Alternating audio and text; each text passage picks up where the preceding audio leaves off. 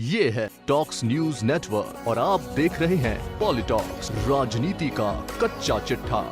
उद्धव ठाकरे और शिंदे गुट के बीच शिवसेना के नाम और तीर कमान के निशान की जंग सुप्रीम कोर्ट तक जा पहुंची है। इस पर सुप्रीम कोर्ट ने भी अपना रुख स्पष्ट करते हुए चुनाव आयोग के फैसले को बरकरार रखा है। यानी अब शिवसेना की आधिकारिक मान्यता और बाला साहब ठाकरे की शिवसेना का निशान महाराष्ट्र के मुख्यमंत्री एकनाथ शिंदे समर्थित गुट की विरासत बन चुका है। हालांकि इस पर सुनवाई चल रही है, लेकिन यही निर्णय अब फाइनल माना जा रहा है। शिवसेना की वेबसाइट को भी हटा दिया गया है और उनके विधानसभा कार्यालय पर भी शिंदे गुट ने कब्जा जमा लिया है। अब शिंदे गुट की अगली कोशिश उद्धव ठाकरे की शिवसेना के अस्तित्व को महाराष्ट्र से समाप्त करने के बाद केंद्रीय मंत्रिमंडल में हिस्सेदारी पर रहेगी। महाराष्ट्र के मुख्यमंत्री और शिवसेना के प्रमुख एकनाथ शिंदे चाहते हैं कि केंद्रीय मंत्रिमंडल में स्थान मिलने का फायदा पार्टी को आगामी विधानसभा चुनाव में सीधे तौर पर मिले। केंद्रीय मंत्रिमंडल में शिवसेना को मिलने वाली जगह से न सिर्फ महाराष्ट्र के सियासी समीकरण साधे जाएंगे, बल्कि उद्धव ठाकरे को कमजोर करने में यह दाव भी शिंदे गुट को मुफीद लग रहा है। शिंदे गुट को आधिकारिक रूप से शिवसेना का तमगा और चुनाव चिन्ह मिलने के बाद अब शिंदे गुट पूरी तरह से उद्धव ठाकरे युग को भी खत्म करने की आजमाइश भी कर रहा है। चूँकि लोकसभा में मौजूदा शिवसेना के 15 में से शिंदे गुट के सांसदों की संख्या 8 है। ऐसे में शिवसेना पार्टी का तमगा मिलने के बाद एकनाथ शिंदे पर दबाव तो पड़ ही रहा है। जैसे जैसे चुनाव पास आ रहे हैं, शिंदे गुट पर दबाव बढ़ता जाएगा।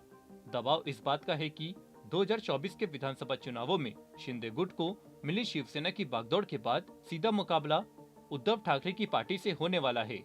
वर्तमान विधानसभा में उद्धव ठाकरे केवल 15 सदस्यों के साथ कमजोर जरूर लग रहे हैं, लेकिन जब चुनाव होगा तब उद्धव की असली ताकत का अंदाजा शिंदे गुट को चुनाव से पहले ही पता चल जाएगा।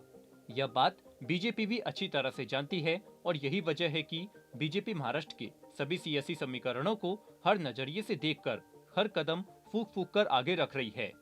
राजनीतिक विश्लेषकों का मानना है कि महाराष्ट्र में जितना सजग होकर एकनाथ शिंदे और उनकी पार्टी से जुड़े नेता चल रहे हैं, उससे अधिक बीजेपी एक एक कदम सोच समझकर रख रही है। महाराष्ट्र में जिस तरीके से बड़ा सियासी उलटफेर हुआ है, उससे न सिर्फ सियासत के गलियारों में हलचल मची थी, बल्कि महाराष्ट्र की जनता भी एक बारगी सन रह गई थी। जब अगला चुनाव होगा तो उसमें अगर शिंदे गुट अच्छा प्रदर्शन करता है तो बीजेपी को फिर से उनकी जरूरत पड़ेगी। इस बात को ध्यान में रखते हुए शिंदे गुट के सांसदों की केंद्रीय मंत्रिमंडल में जगह मिलना तय है। बता दें, महाराष्ट्र में विधानसभा और लोकसभा चुनाव दोनों एक ही साल में हैं। हालांकि लोकसभा चुनाव पहले होना तय है। ऐसे में अगर शिंदे गुट को जनता के बीच अपनी पहचान बनाकर महाराष्ट्र में अपने आप को फिर से स्थापित करके सत्ता में वापसी करनी है, तो केंद्रीय नेतृत्व में शिवसेना के चेहरों का दिखना जरूरी है। बीजेपी भी चाहती है कि अब महाराष्ट्र की राजनीति में उद्धव ठाकरे युग का समापन हो, ताकि बीजेपी सूबे की सबसे बड़ी राजनीतिक पार्टी बन सके। ऐसे में उन्हें कुछ साल शिंदे गुट को मजबूत करना होगा। ऐसे में मोदी सरकार के अगले मंत्रिमंडल विस्तार में 1 या 2 मंत्री शिंदे गुट से बनते हुए दिखाई देंगे। वहीं इन सभी संभावनाओं के बीच शिंदे गुट ने शिवसेना की राष्ट्रीय कार्यकारिणी की बैठक बुलाई है। इसमें पार्टी के सभी विधायकों के साथ साथ सांसद ये सभी राष्ट्रीय स्तर के नेता भी उपस्थित होंगे। यहाँ उद्धव ठाकरे गुट के कुछ विधायक और सांसदों की एंट्री भी संभावित मानी जा रही है। हालांकि शिवसेना की राष्ट्रीय कार्यकारिणी में कुछ नेता ऐसे भी है जिसकी आस्था उद्धव और बाला साहब ठाकरे के परिवार के प्रति बनी हुई है। यही उद्धव की सबसे बड़ी ताकत है। शिंदे गुट नहीं चाहेगा कि कोई भी उद्धव परिवार में आस्था रखने वाले नेता को राष्ट्रीय कार्यकारिणी में शामिल हो। ऐसे में जो शिंदे गुट में आस्था रखेगा उसे ही पद मिलेगा। ऐसे में अन्य का उद्धव ठाकरे के साथ जाना निश्चित है। वहीं ऐसा होते देना बीजेपी भी नहीं चाहेगी।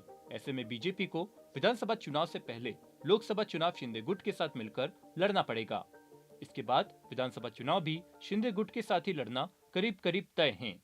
ऐसे में लोकसभा चुनाव के बाद अगर बीजेपी सत्ता में आती है तो वहां शिंदे गुट के सांसदों को केंद्रीय मंत्रिमंडल में जगह करना बीजेपी की मजबूरी बन जाएगी।